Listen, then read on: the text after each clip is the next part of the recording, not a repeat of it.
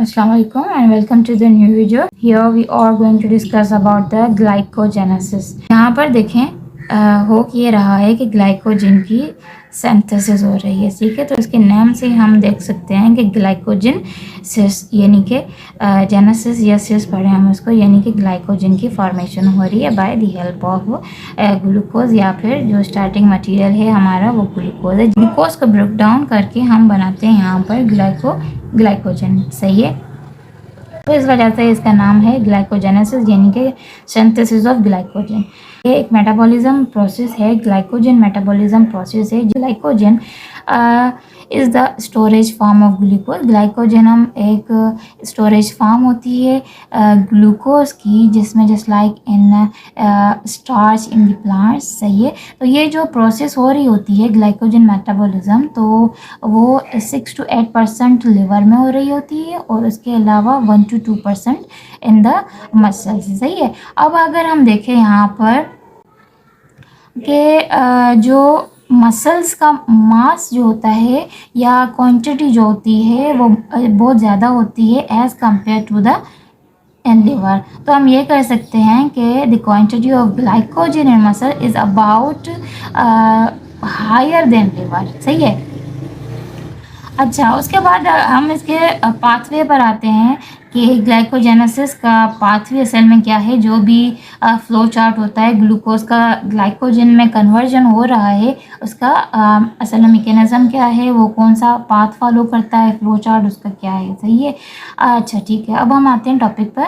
ये सबसे पहले देखें, किसी भी रिएक्शन को प्रोसीड आउट करने के लिए सबसे पहले हम उसको आयंस वगैरह में चेंज करते हैं या एक्टिव मॉलिक्यूल में चेंज करते हैं, या हम ये कह सकते हैं कि जब भी कोई रिएक्शन प्रोसीड होता है तो सबसे पहले इनिशियल स्टेप यही होता है कि हम जो भी हमारा सबस्ट्रेट है उसको एक्टिव करें, एक्टिव फॉर्म में लाएँ।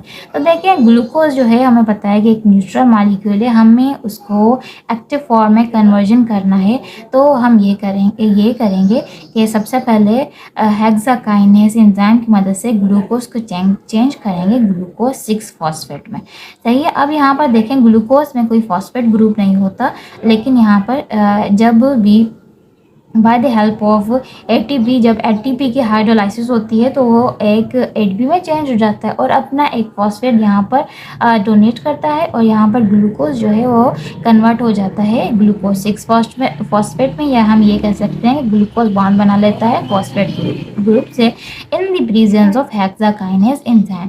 उसके बाद सेकेंड स्टेप में ग्लूकोज 6 फॉस्फेट कन्वर्ट होता है ग्लूकोज 1 फॉस्फेट में in the presence of phosphoglucomutase enzyme, सही है। तो फॉस्फोग्लाइकोम्यूटेज एंजाइम की प्रेजेंस में ग्लूकोज 6 फॉस्फेट कन्वर्ट हो रहा है ग्लूकोज 1 फॉस्फेट में।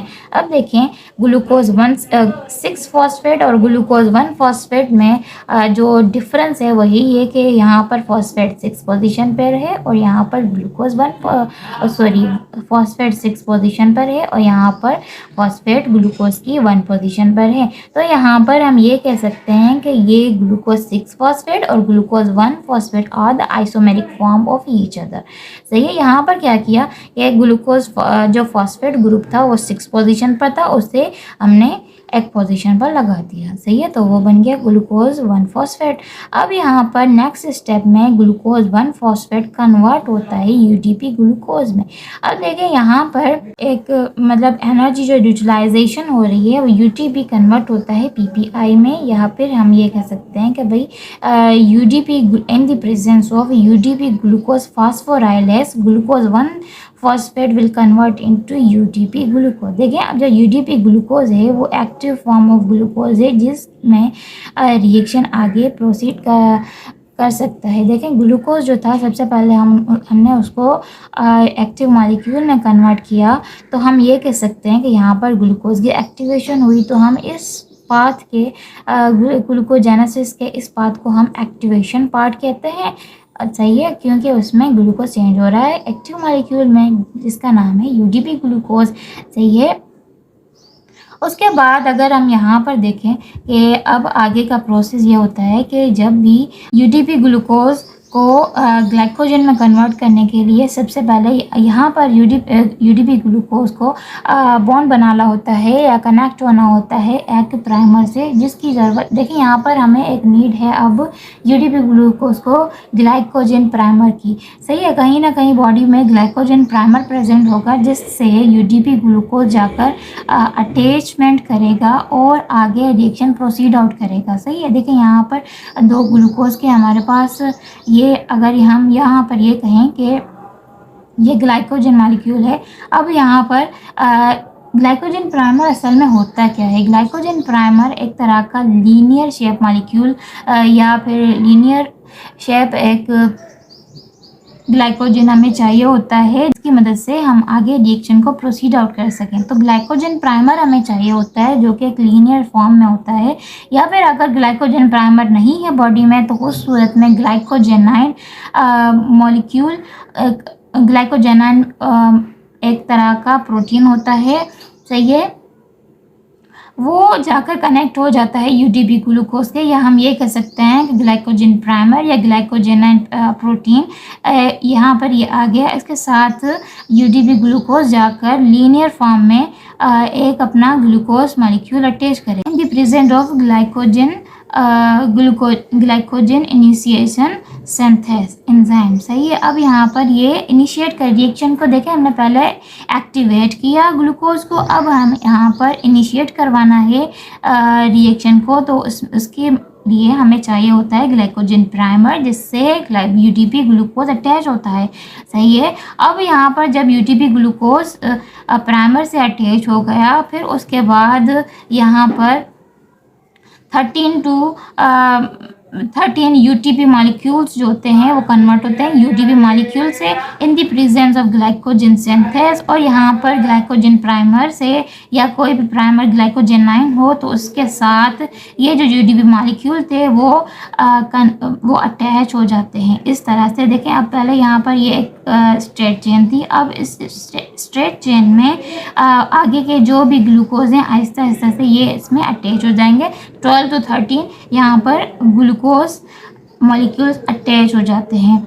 सही है, उसके बाद यहाँ पर लीनियर फॉर्मेशन तो हो गई, लेकिन अब यहाँ पर आ जाता है ब्रांचिंग। देखें, ग्लाइकोजन मॉलिक्यूल जो होता है वो एक तरह का ब्रांचिंग मॉलिक्यूल होता है। एक तो उसमें लीनियर फॉर्म भी होती है और इसके अलावा यहाँ पर कुछ ब्रांचेस भी होती हैं। लेकिन यहाँ पर हमने लीनियर फॉर्मेशन बना दी है, अब यहाँ पर हमने ब्रांचिंग करनी है।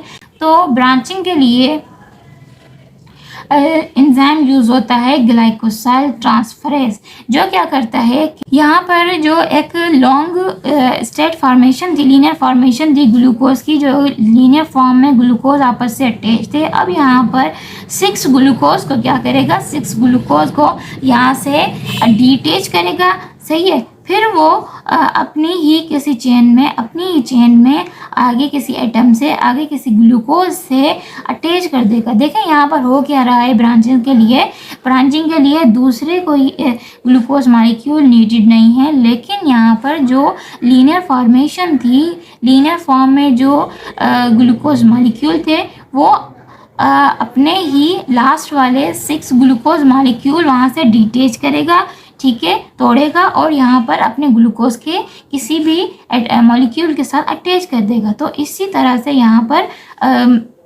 ब्रांचिंग बन जाती है।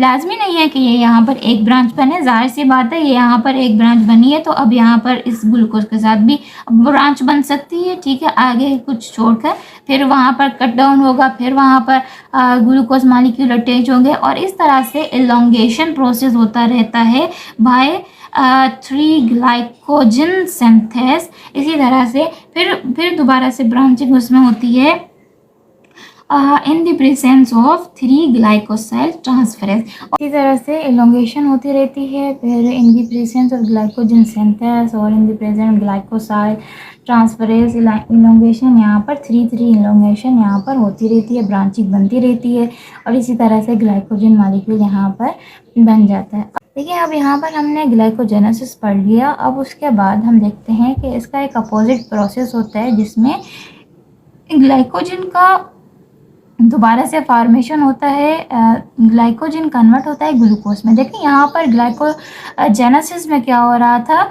ग्लूकोज ब्रेक डाउन हो रहा था इन द ग्लाइकोजन, लेकिन यहाँ पर एक दूसरा इसका अपोजिट प्रोसेस है, उसमें क्या होता है, ग्लाइकोजन कन्वर्ट होता है ग्लूकोज में, जो कि जिसे हम कहते हैं ग्लाइकोजिनोलाइसिस, ठीक है, यानी कि ग्लाइकोजन की ब्रेकडाउनिंग, या ये कह सकते हैं degradation of the stored glycogen in liver and muscles. सही है, वहाँ पर क्या होता है, ग्लाइकोजन कन्वर्ट होता है, ग्लाइकोजन डिग्रेड होता है और उसके बाद वो कन्वर्ट होता है ग्लूकोज में। सही है, अब यहाँ पर हम देखते हैं कि असल में वहाँ पर हो क्या रहा होता है ग्लाइकोजिनोलाइसिस में। तो ये कि यहाँ पर हमने बात करी थी ग्लाइकोजेनोसिस की, तो वहाँ पर ब्रांचिंग मॉलिक्यूल बना था जिसमें हमने कहा था कि इट इज़ अ ग्लाइकोजन एक तरह का ब्रांचिंग मॉलिक्यूल होता है जिसमें लीनियर शेप भी आते हैं, लीनियर एक स्ट्रक्चर भी होती है और लीनियर स्ट्रक्चर में कुछ ब्रांचेस अटैच होती हैं और उन ब्रांचेस में भी ब्रांचेस होती हैं। ये बहुत ही बड़ा एक मॉलिक्यूल होता है जिसे हम ग्लाइकोजन कहते हैं। सही है, तो फिर हम यहाँ पर जब ग्लाइकोजन को कन्वर्ट करेंगे ग्लूकोज में, it is opposite process of glycogenesis. तो उसमें क्या होता है कि इन the presence of glycogen phosphorylase, glycogen will convert into limited dextrin. अब देखिए लिमिट डेक्स्ट्रिन क्या होता है, एक ऐसी फॉर्म जिसमें जो भी ब्रांचेस हैं या ये जो चेन है उस सब में इतने मॉलिक्यूल आ जाएं ग्लूकोज के, मतलब बराबर मॉलिक्यूल आ जाएं, या हम ये कह सकते हैं कि चार सब में मॉलिक्यूल आ जाएं, आइदर इट इज़ चैन और ब्रांच। सही है, तो फिर यहाँ पर क्या होता है, लिमिट डेक्स्ट्रिन में ग्लाइकोजन कन्वर्ट होता है लिमिटेड डेक्स्ट्रिन में। डेक्स्ट्रिन क्या होता है कि हर तरफ से चार उसके मॉलिक्यूल होते हैं। और ये जो ग्लाइकोजन मॉलिक्यूल है, मैं एक चीज़ बताना भूल गई कि यहाँ पर ग्लूकोज और ग्लूकोज के बीच में जो वर्टिकल डायरेक्शन में जो बॉन्डिंग होती है उसे हम कहते हैं अल्फा 1,6 बॉन्ड होता है। और अगर हम बात करें लीनियर चैन की, तो लीनियर चैन में जो ग्लूकोज और ग्लूकोज के बीच में बॉन्ड होता है वो अल्फा 1,4 बॉन्ड होता है। ठीक है, तो ये चीज़ आपने याद रखनी है। अब देखें यहाँ पर क्या होगा कि ग्लूकोज मॉलिक्यूल डिटेच हो रहे होते हैं आखिर जब तक ये लिमिटेड डेक्स्ट्रिन में कन्वर्ट नहीं हो जाते। सही है, उसके बाद यहाँ पर क्या होगा कि लिमिटेड डेक्स्ट्रिन में कन्वर्ट हो गए, उसके बाद ये डी ब्रांच होकर एक लीनियर शेप में इसका कन्वर्ट होना है, क्योंकि हमें बताया कि ग्लूकोज मॉलिक्यूल जो है वो एक तरह का लीनियर मॉलिक्यूल है। तो सबसे पहले क्या होगा, यहाँ पर डी ब्रांच होगा इन the presence of D branching enzyme. तो यहाँ पर ये क्या करेगा कि जो चार मॉलिक्यूल एक ब्रांच में प्रेजेंट थे, अब यहाँ से इसको कट ऑफ करेगा और यहाँ पर अपनी चेन में अटैच कर देगा। देखिए यहाँ पर ये जो इसका बिल्कुल सेंटर एटम से जो ऊपर वाला जो होता है ग्लूकोज मॉलिक्यूल वो डिटेच नहीं होता, पर यहाँ पर उससे ऊपर वाला जो बॉन्ड होता है वो ब्रेक डाउन होकर फिर ये जो ब्रेक डाउन हुआ ग्लूकोज का पार्ट वो जाकर इसकी चैन में दोबारा से अटैच हो जाता है। सही है, उसके बाद ये क्यों नहीं हुआ, एक इसका सेंटर मेटम से ऊपर वाला जो ग्लूकोज है वो क्यों नहीं हुआ, क्योंकि ये जो डी ब्रांचिंग एंजाइम है वो इतना कैपेबल नहीं है इन दोनों को ब्रेक डाउन करने के लिए, या पूरी ही ब्रांच को ब्रेक डाउन वो नहीं कर सकता एट अ टाइम। तो एक स्टेप में ये जो ग्लूकोज मॉलिक्यूल का एक पार्ट था वो डिटेच होकर दोबारा से अपनी ओपन चेन के साथ अटैच हो गया। उसके बाद दूसरे स्टेप में दोबारा से डी ब्रांचिंग एंजाइम वो कौन सा है, वो क्या करेगा कि जो भी एक और ग्लूकोज प्रेजेंट था इन द ब्रांच, एक रह गया था, उससे भी वहाँ से कट ऑफ कर ग्लाइकोजन के साथ ये जो लीनियर मॉलिक्यूल था उसके साथ अटैच कर देगा। उसके बाद क्या होगा कि एक हमारी लीनियर चेन बन गई। अब देखें यहाँ पर कोई भी ब्रांच आपको नज़र नहीं आ रही होगी, तो फर्दर इसकी जो रिएक्शन प्रोसीड होगी in the presence of phosphorylase enzyme की प्रेजेंस में दोबारा से ये जो ग्लाइकोजन मॉलिक्यूल था लीनियर शेप में वो कन्वर्ट होगा सबसे पहले ग्लूकोज 1 फॉस्फेट में, उसके बाद इन द प्रेजेंस ऑफ फॉस्फोग्लूकोम्यूटेस के प्रेजेंस में ग्लूकोज 1 फॉस्फेट कन्वर्ट होगा ग्लूकोज 6 फॉस्फेट में। अब ये यहाँ पर ग्लूकोज 6 फॉस्फेट जो है वो वहाँ पर ग्लूकोज में चेंज हो जाएगा। तो देखें glycogenolysis it just opposite process of glycogenesis. यहाँ पर जीनोलाइसिस में क्या होता है कि ग्लूकोज की फॉर्मेशन हो रही होती है, और अगर हम बात करें ग्लाइकोजेनेसिस के बारे में तो वहाँ पर ग्लूकोज की ब्रेकडाउनिंग हो रही होती है और ग्लाइकोजन की फॉर्मेशन हो रही होती है। सही है। Stay with it. You don't need to water it down.